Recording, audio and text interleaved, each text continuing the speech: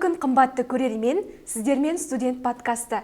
Бүгін бізді бір мамандыққа тоғыстырған журналистика саласына келу жолымыз туралы қызықты әңгіме өрбітетін боламыз. Жүргізуші мен Жанна Мақсұтқызы, Зарина және Гүлханым. Сіздерге алғашқы сұрағым, осы мамандыққа өз қалауларыңызбен таңдап түстіңіздер ме? Және де ата-ана тарапынан қарсылықтар туындамады ма? Бұл мамандыққа мен өзім қалап түстім. Өйткені мен өз мамандықта кішкентай кезімнен бастап армандадым деп айтсам болады. Ата-ана тарапынан қарсылық туындады ма деген сұрағыңа, бұл сұраққа мен әкем қарсы болды. Өйткені әкем өзі үлкен адам болғасын, ол менің артымда ойлады, ертең сен болашақта бұл мамандықпен қалай күн көресің, қалай оқисың деген нелер болды, ойлар болды. Ал анам мен осы мамандыққа түсем деген күннен бастап қолдау білдірді. Мысалы, мақаланы қалай жазу керектігін барлығын үйретіп, осылай қолдау білдірді. Ал әкем соңында маған бәтесін берді. Жалпы менің де ата-анам жағынан қарсылық болған болатын. Мен негізінде 10 сыныпқа дейін театр актрисасы болды, армандадым, қаладым. Түрлі киноларды көріп қызығатын болдым. Кейіннен 10 сыныпқа келгеннен кейін енді ұбт келіп қалды ғой. Сосын қаңтар ұбтысына дейін мен ата-анамның айтуы бойынша медик таңдап, сол бойынша ұбтқа дайындалып жүрдім. Бірақ кейіннен түсіндім, что мен медик бола алмайтынымды. Сосын бір жағынан андай телевизия көріп өскесін енді өзім шығармашылық жаққа жақын болғасын, журналистика саласында қызықтырып жүрген болатын. Ата-анам айтты, мен медик болғым келмейді, мен медик немесе мұғалім бола алмаймын, мен тек актриса бола аламын деген секілді айтқан болатын. Бірақ ата-анам қарсы от қатты. Ертеңгісін бәрін айтатын сол ғой, үлкен кісілер уайымдайды, бір жағынан тұрмысқа шыққан кезде ол мамандықпен жұмыс істей алмайсың деген секілді айтты. Сосын мен айттым, мен или журналистиканы таңдаймын, екі саланың біреуін таңдаңдар, мен басқасынан түсе алмаймын деп, солай өзім бір шарт қойып тастадым. Содан кейін әкем, мамам қарсы болды, бірақ әкем әйтеуір батасын берді, жақсы журналистикаға түсем түс, бірақ маған актриса боламын деп айтушы болма деді. Солай журналистикаға түскен болатын. Қазіргі уақытта қызығушылығыңыз қалай журналистика саласына? Қазір шыны керек түскеніме өкінбеймін, өте қатты қызығам. Енді кішкентай кезімізден телевизиядан аға әкелеріміз көріп өстік қой, соларға қызықтық. Қазір шыны керек қуанамын. Өте жақсы. Жалпы сендерді осы журналистика саласын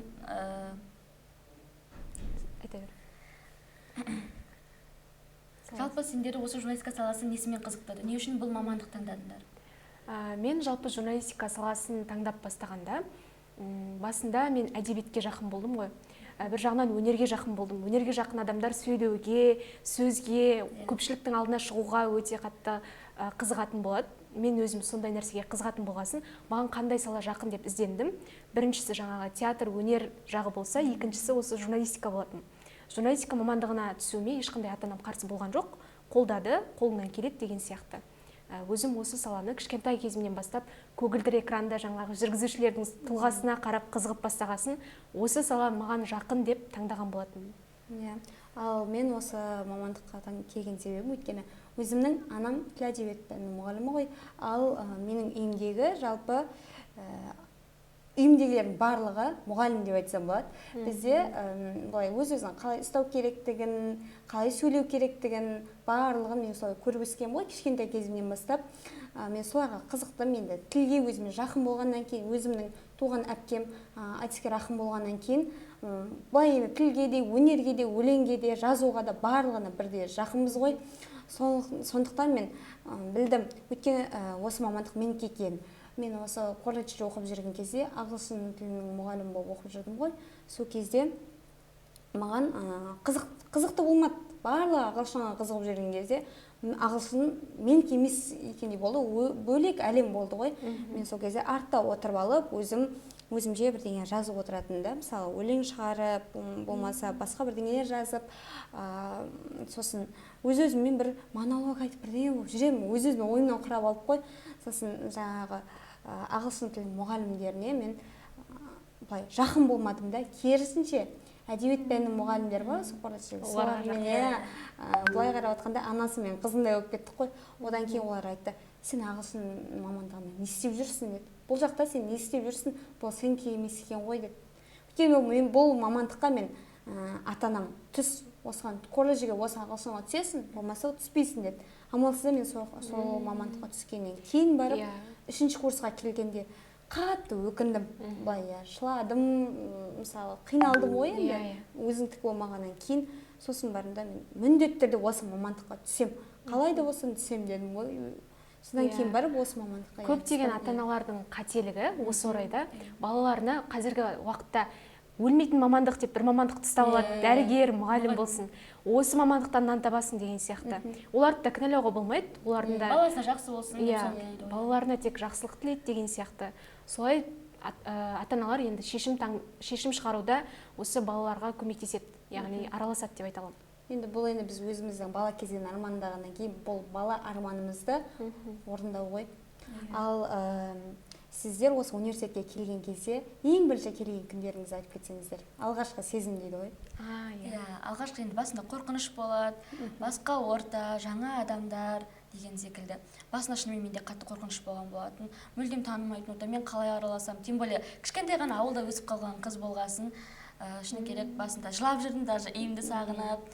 Енді жаңа орта болғасын, кішкене апайлардан қорқыныш болды, қалай болады екен. Енді мектеп кезде көбінесе өзіміздің танитын адамдар ғой, саған жақтасады, бағаңды қойып береді, солай ғой. Ал универде олай емес, қаталдық бар, тәртіп бар дегенде. Бірақ қайта түскеніме өкінбеймін, шыны керек өте қуаныштымын түскеніме. Мен де Заринаға қосылам. Осы университетімізге ең алғаш келген сәтте бір қызық сезім болады ғой. Ол кездерге бір қайта оралатын болсаң, бір басқаша болады. Яғни арасында бір өзгерістер өте көпті. Ол кездерде бір ештеңе білмейсің, бір өмірге бір басқаша енді қадам басып жатқан сәттер ғой. Алдағы болатын күндердің барлығы қызық, жаңа ортаны танып білу ол да қызық, оқытушылар, сабақтар барлығына біртіндеп жаймендеп сіңісіп үйренісіп бастадық. Жалпы ортамның осы журналистика саласындағы достарымның болғанына өте қатты қуандым. Мен айтып кетемін осы орайда, мен осы алғашқы студент болып келген кезінде осы университетке маған бір күнделікті үймен, жатақханамен, универдің арасында барып келу қызық болды ғой. Өйткені мен бұл жерде 3 жыл оқып кеттім, жаңа айтып кеткен. Сонымен қиналған жоқпын. Мұғалімдермен де бірден тіл табысып кеттім, группаластарыммен де. Мен бір группамен емес, мен басқа мамандықтың да келе сала басқа мамандықтың да студенттермен араласып кеттім. Музыкальный нелер бар ғой, мамандықтар, солардың тарихшылармен араласып кеттім. Осы журналистикадағы 3 группаның үшеуімен де осы келген күн араласып кеттім. Даже емтиханда, шығармашылық емтиханда бәрімен бірге араласып кеттім. Ал маған былай қиналып көрмеппін. Сосын айта кететінім мына жатақханада бар ғой, біздің Зариналар.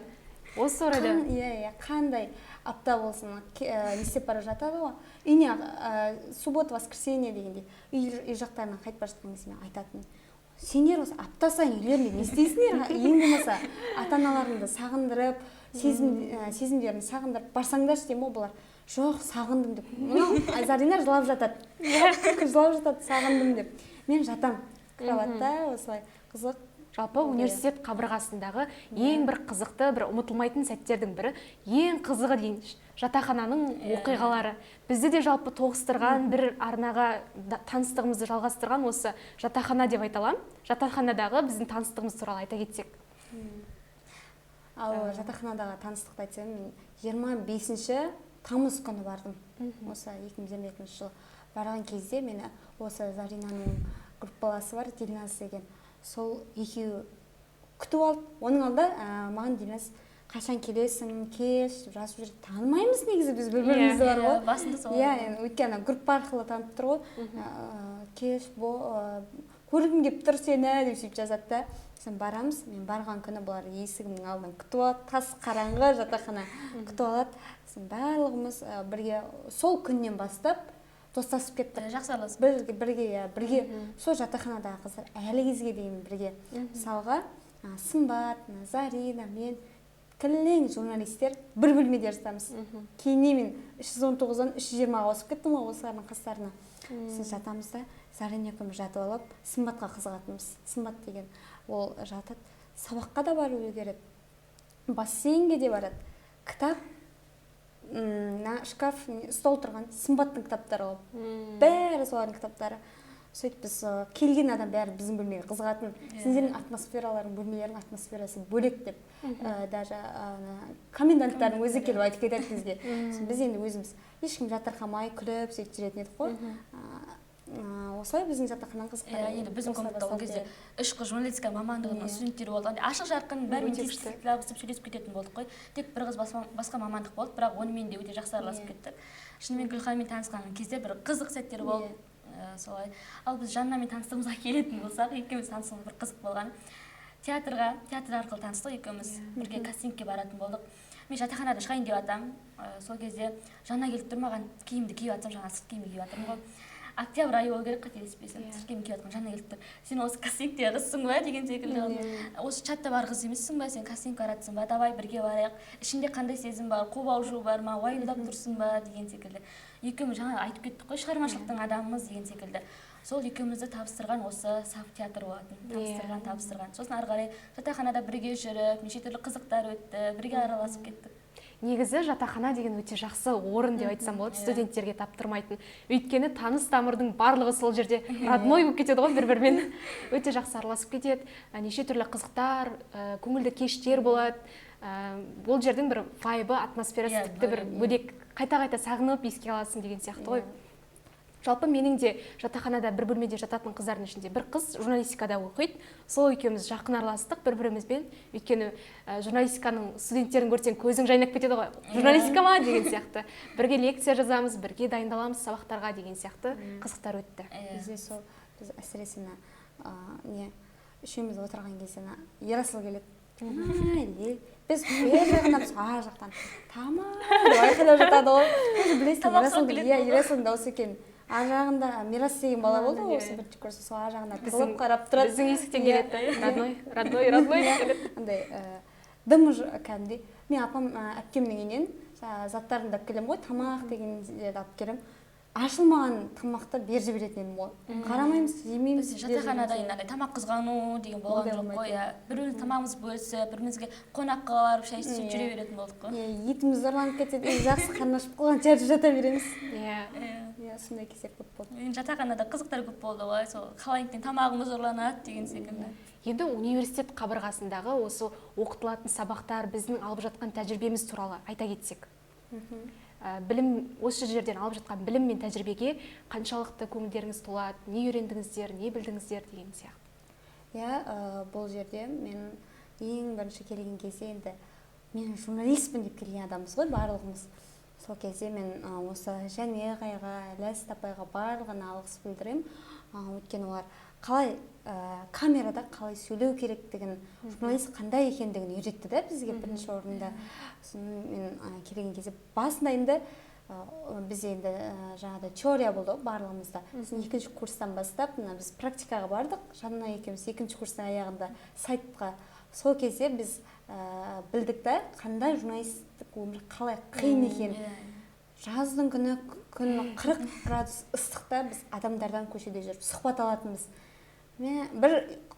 Сол күні бір 4-5 сағат далада жүреміз ғой. Бір алдымыздан 20 адам кездессе, соның 4-еуі ғана бізге сұхбат беретін.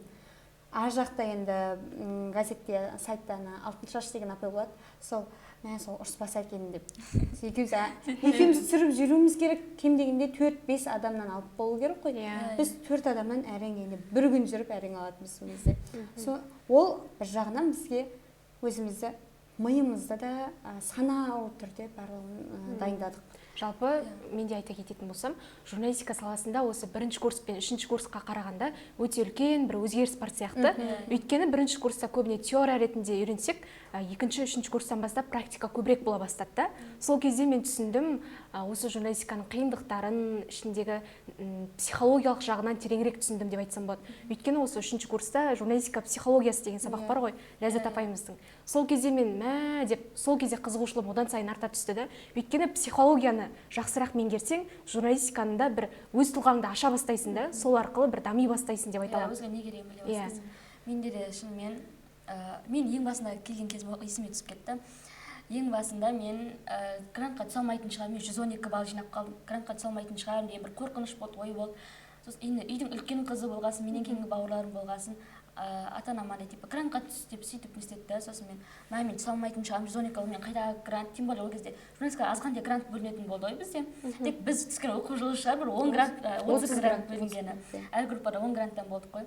Ең басында солай мен түспейтін шығармын деп қорқып, құжаттарымды алуға келем жаңағы емтихан бәрін өтіп жатып құжаттарымды алуға келемін. Сол кезде Меруерт апайға комиссияда отырған Меруерт апай айтады, жоқ сен грантқа түсесің, қалайда сені түскіземін грантқа деп, құжаттарыңды алмай, мен саған құжаттарыңды бермеймін деп сөйтіп құжаттарымды алып қалған болатын. Сосын жақсы деп апайды тыңдаймын. Сол апайға шынымен қазір өте рахмет айтамын Меруерт апайға. Осы жерде отырғаным, сіздермен араласқаным, танысқаным барлығы сол Меруерт апайдың арқасы деп айта аламын, шыны керек. Басында қорқыныш болды, грантқа түспесем не істеймін деген секілді қылып. Сондай оқиға болған болатын. Сосын сол ең алғаш келген кезде Меруерт апайға, Жәнібек ағайға, сосын Ләззат апайға өте ерекше алғысымды білдіремін. Бізге керемет нәрселер үйретті ғой, шыны керек. Кураторымыз Гүлсара апай да бар. Неше түрлі нәрселер үйретіп, бар білгендерін айтып, солай жеткізіп жатыр. Менің ойымша осы білім беру жүйесінде оқытушылармен қатар біздің өзіміздің ортамыз, группаластарымыз осы мамандыққа қызыға ма, қызықпай ма, ол да маңызды рөл атқаратын сияқты. Өйткені олар қызығушылық, құштарлығы болмаса, біздің де неміз, махаббатымыз сөне бастайды. Сол үшін бір-бірімізбен бәсекелесе жүріп, дамып, солай оқып білімімізді арттыра түсеміз. Жалпы осы бірнеше жылдан кейін бізде оқуды аяқтаймыз. Яғни университеттен түлеп шығамыз, дипломымызды аламыз. Одан кейін сендерде қандай жоспарларың бар? Осы мамандық бойынша әрі қарай өздеріңнің бір шамдарыңды жаққыларың келе ме? Енді бұл сұрағын айтайын, мен университеттен кейін мен шектеліп қана қоймаймын. Бұл университеттің оқуымен мен әрі қарай магистратураға түсем деп өзім жоспарлап қойдым. Енді бұл жоспарды іске асыратыныма сенімдімін ғой. Өйткені мен тек университетті бітіріп қойып, бірден журналист болып кете алмаймын. Маған көптеген тәжірибелер керек. Мен Атырауда емес, мысалы Алматы, Астанаға барып, өз білімді арттырғым келеді. Курстарға қатысып, неше түрлі өзімді мен дайынмын деген кезде барам. Өте жақсы. Менің де жоспарым, мен бір мамандықпен шектеліп қалғым келмейді. Осыдан кейін журналистика бітіргеннен кейін бір жылдай мүмкін газетте жұмыс істейтін шығармын. Одан кейін басқа мамандықты да игеру ойымда бар. Мысалы мұғалім немесе стюардессаға да қызығып жүрмін. Сол екі мамандықтың біреуін алып шықсам деген. Енді адам бір саламен тоқтап қалу керек емес қой. Оқу керек, жан-жақты жас болғасын, оқып білім алған дұрыс. Өте керемет. Сендердің таңдауларыңа тезірек жетулеріңе тілектеспін. Армандарың орындала берсін алдағы уақытта. Мен де жалпы болашақта осы 4 жыл бойы оқыған біліміміздің болашақта бір жарқын жетістіктерге жеткенін қалаймын. Сендерге де соны тілеймін. Ал қымбатты көрермен, мамандық таңдау өмірдегі ең маңызды шешімдердің бірі. Алдағы уақытта болашақта жарқын жетістіктерге жетулеріңізге тілектеспіз. Осымен біздің подкастымыз тәмам. Қош, сау болыңыздар. Сау болыңыздар.